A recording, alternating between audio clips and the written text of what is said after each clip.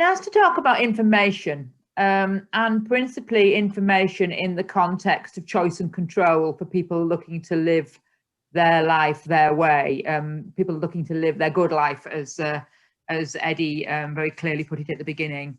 As the saying goes, information is power, and those that hold it are the powerful.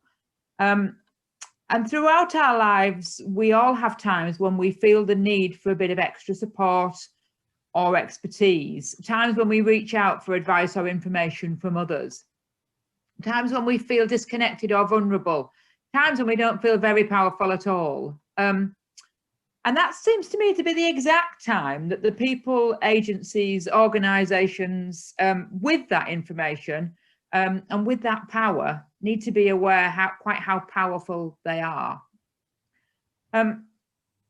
It seems to me that part of this is about information, which is the task I've been given to talk about, or the thing I've been given to talk about.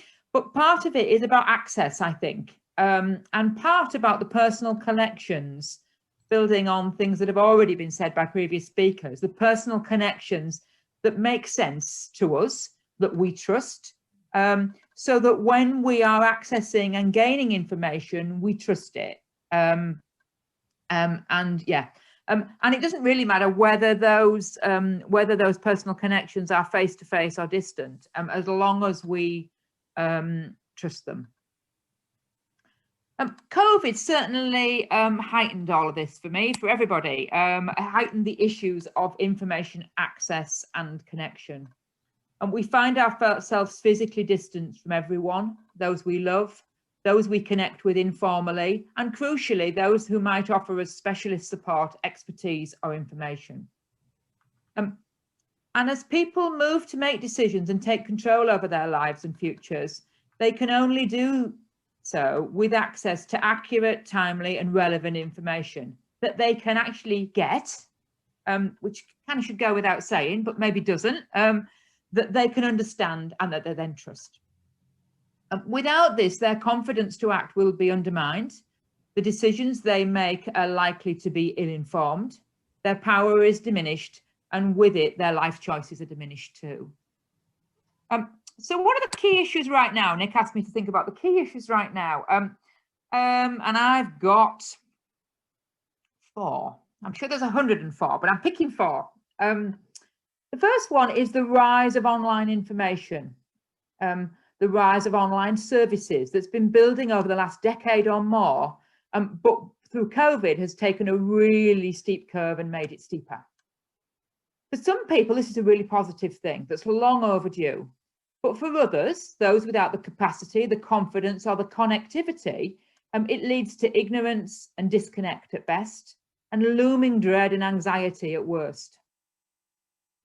Digital exclusion is a concept that's well documented. I think of a friend in her 90s, a professional lady now retired, who FaceTimes family members. She's got an iPad. She connects with the world around her, but would be far too scared of viruses to ever consider online banking or communication with the DWP on behalf of her disabled daughter. I also think about somebody I heard about last week who lives in a care home that doesn't have access to Wi-Fi for residents. I think too about public sector websites, so often designed to tell people what we want them to hear and not what they actually want to know.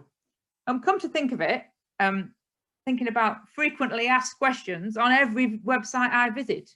I have no idea who's asking those questions, let alone frequently asking them. And I cannot believe that there are not thousands of other people asking the question that I have in my mind.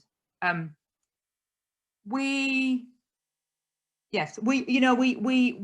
ignore those issues at our peril, I think, about online information and online services.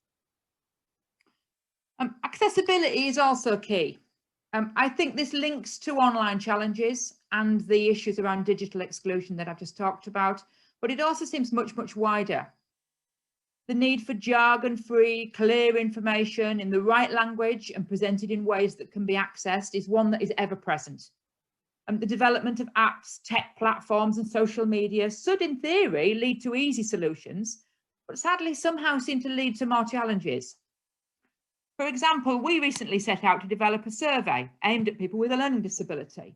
And we realised quite quickly that the preferred tech platform, well, or even any tech platform that we can find, doesn't enable a survey to be done in anything that can use easy read symbols. So we've got online information and we've got accessibility. The third one is about connecting, and I know Clinton and others have mentioned connection quite a lot, and I think it links really strongly with information. Connecting with people who have the information you need to make the decision you've got to make is another really strong issue that's not just current, it's lifelong. But it's also another one that's been really exacerbated by COVID and the physical distance rules.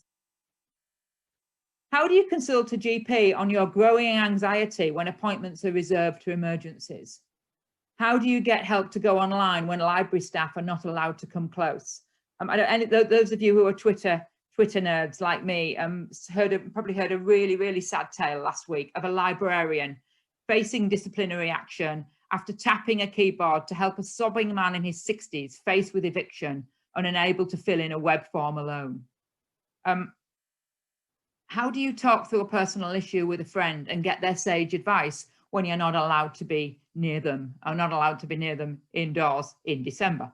And so I think connection is key. Connection through COVID is equally key, and connection through COVID with the growth of online adds layers to that challenge. Then there's the double-edged sword of social media, a place to connect with others in accessible ways that make sense. It's available 24 hours a day and 7 days a week, and it's an endless font of the information we need. It's also a place to be bullied and ridiculed 24 hours a day, 7 days a week, where friends might not be friends, where information and advice can easily be false or even dangerous. So many recent stories of misinformation spread actively to deceive or incite, and more passively through ignorance, the potential for elections to be influenced, essential vaccines refused, minds to be poisoned, all without the need to actually meet the peddlers of the hate and confusion. So social media feels to me like a really double-edged sword, a savior and a real horrible thing, both in the same package.